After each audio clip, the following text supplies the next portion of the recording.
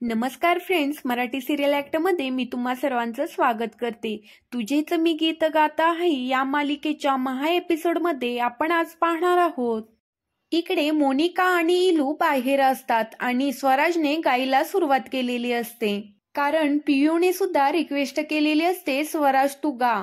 जेव्हा स्वराज गाणं गात असतो तेव्हा मल्हारच्या डोळ्यामध्ये पाणी आलेलं असतं, कारण मल्हारला समजलेलं असतं स्वराजला मोनिकामुळेच हे गाणं सोडावं लागलेलं आहे। त्यानंतर मल्हार हा परमेश्वराचे आभार मानतो आणि पियूला सुद्धा खूप आनंद झालेला असतो, कारण तिची मम्मा आता घरामध्ये येणार असते।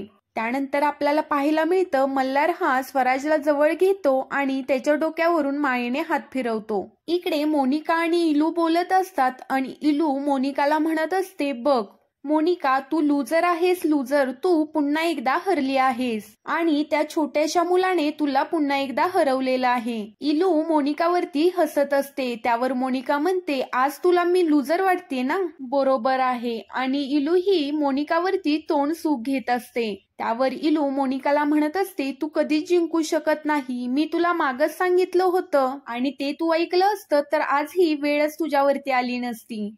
इकडे इलू म्हणत असते, मोनिका, हे सगळं तुझ्यामुळे होतंय, पियूनेही ऐन वेळेला मला दगा दिलेला आहे। तर इकडे आता मल्हार हा बाहेर आलेला असतो आणि स्वराज हा गाणं गात असतो।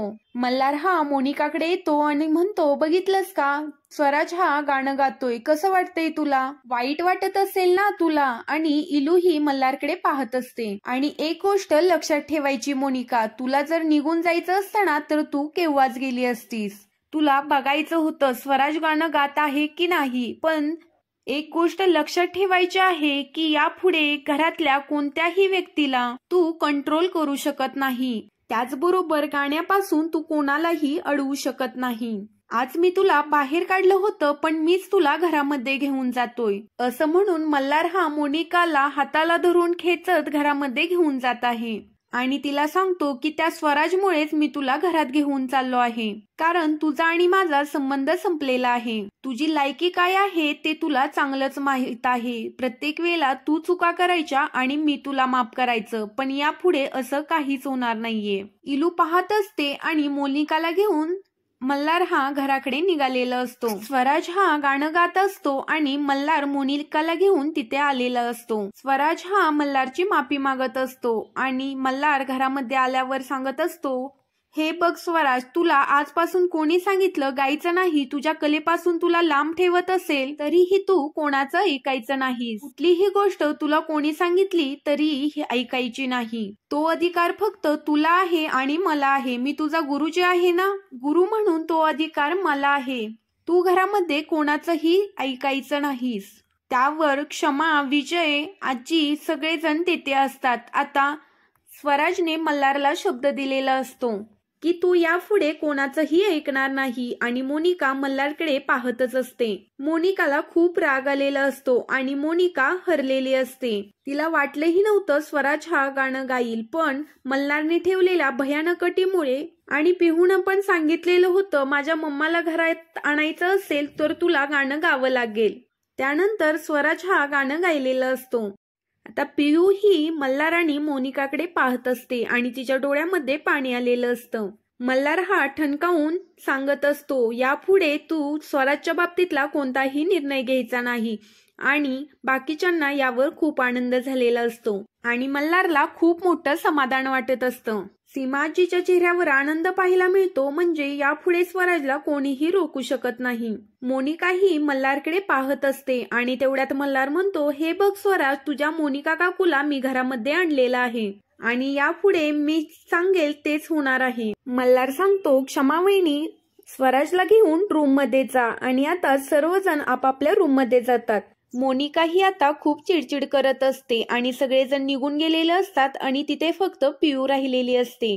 पियू ही मोनिकाला घट्ट मिठी मारते, तर मोनिकाला खूप राग आलेला असतो, त्यामुळे मोनिका पियूला ढकलते। त्यावर पियू म्हणते, अगं मम्मा, मी तुझ्यासाठीच केलं ना ग हे सगळं। त्यावर मोनिका म्हणते, बास, तुझ्या डॅडाची तू लाडली आहेस ना, मग जा डॅडाकडेच, अजिबात माझ्याकडे यायचं नाहीस तू।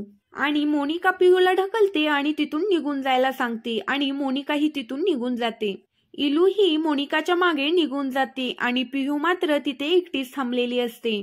पियूनं जे काही केलेलं असतं ते मोनिकासाठीच केलेलं असतं. मोनिकाने सांगितलेलं असतं की काहीही माझ्यावर वेळ आली तरी तू माझ्यावर रागव. मोनिकाही बाहेर जाते आणि मल्हार आणि तिच्या लग्नातले फोटो ही त्या जाळावर धरते आणि म्हणत असते, मल्हार कामत, तुमच्याविषयी मला जे प्रेम वाटत होतं तेही आज ते संपलेलं आहे. त्याची होळी करत आहे आणि त्या होळीमध्ये मला स्वतःलाही भस्मसात व्हावं लागलं तरी मी तयार आहे. मोनिका म्हणत असते, या घरामध्ये मी आता राहणार आहे ते म्हणजे फक्त तुझा बदला घेण्यासाठी.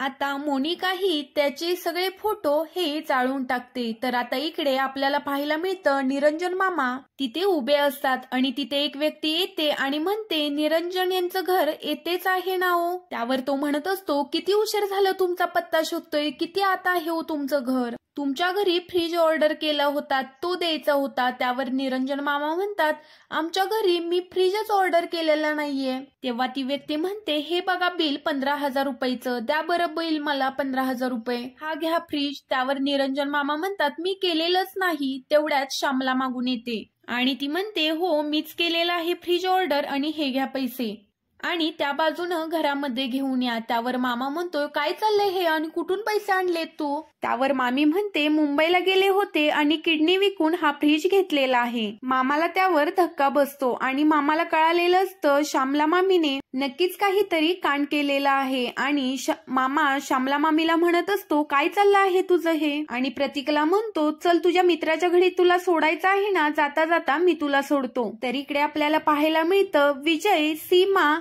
हे सगळेजण डायनिंग टेबलवर नाश्त्यासाठी बसलेले असतात. तर विजय हा मल्हारला म्हणत असतो, आपण घरामध्ये एखादी पूजा ठेवूयात का, पार्टी पण केली पाहिजे, मुलांनाही खूप आनंद वाटेल. त्यावर मल्हार म्हणतो, हो चालेल. त्यावर विजय म्हणतो, का आपण स्वराचा वाढदिवसच साजरा करूयात.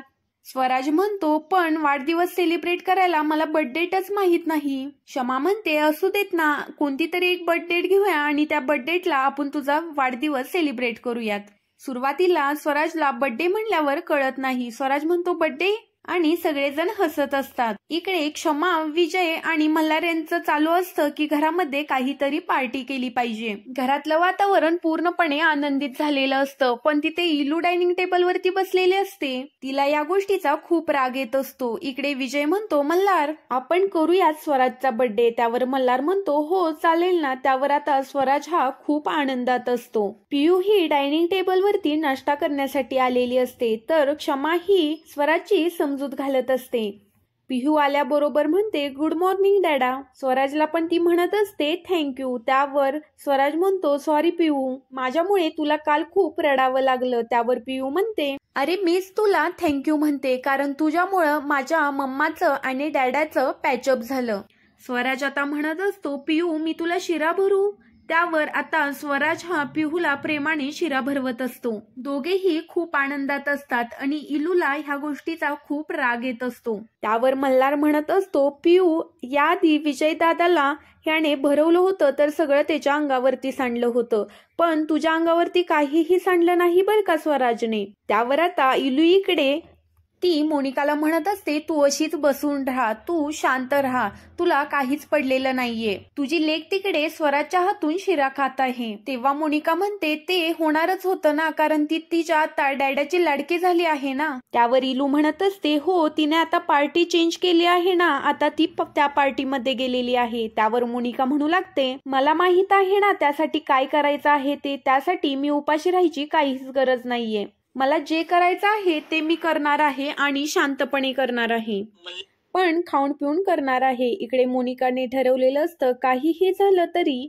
इकडे मोनिका प्लॅन करत असते, काहीही झालं तरी मल्हार कामतला आता संपवणार आहे. तर इकडे आपल्याला पाहायला मिळतं निरंजन मामा आणि प्रतीक निघालेले असतात. तेवढ्याच समोरून रग्या येतो. निरंजन मामा म्हणत असतात, ए तू इथे कशाला आलाय, चल निघ. त्यावर रग्या म्हणतो, मला सुभाषबाईंनी पण काढून टाकलेलं आहे, प्लीज मला थोडे पैसे द्या ना. त्यावर निरंजन मामा म्हणतात, मी कुठून देऊ. त्यावर रग्या म्हणत असतो, तुम्हाला माहित आहे का, आम्ही मुंबईला गेलो होतो आणि त्या मल्हार कामतच्या आईने तिला बोरमाळ दिलेली आहे. खूप वाईट आहे श्यामला मामी, तिच्याकडे पैसे आहेत आणि तुम्ही मला पैसे द्या. आम्ही स्वराजलाही तिथं पाहिलेलं आहे. स्वरा ही त्या मल्हार कामतच्या घरी राहते. हे कळल्यावर मामाला खूप आनंद होतो आणि मामाच्या हातून सायकल पडते. त्यावर प्रतीक म्हणतो स्वरा ही सापडली आहे. त्यावर रग्या म्हणत असतो हो, स्वरा ही मल्हार कामतच्या घरात आहे. रग्याने सर्व कारस्थान मामाच्या समोर आणलेलं असतं.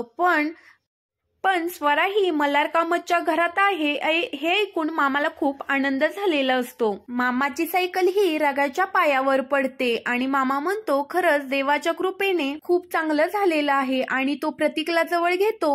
बाबा दूध सांडलं सगळं. त्यावर मामा म्हणत असतो सांडू देत, आता आपण घरी जाऊयात, मला आत्ताच्या आत्ता मुंबईला जायचं आहे. कारण हे सर्व ऐकून मामाला खूप आनंद झालेला असतो. मामा हा सायकल उचलतो आणि घराकडे जायला निघतो. रग्याची मात्र इथं आता खूप वाट लागलेली असते. मामी आता रग्याचा कसा बदला घेणार पुढील भागामध्ये आपल्याला पाहायलाच मिळणार आहे. तरी पार्ट 2 हा थोड्याच वेळात आपल्या चॅनेलवरती अपलोड केला जाईल. कारण स्वराजच्या बर्थडेचं सेलिब्रेशन कसं करायचं हा प्लॅन त्यांचा चालू आहे.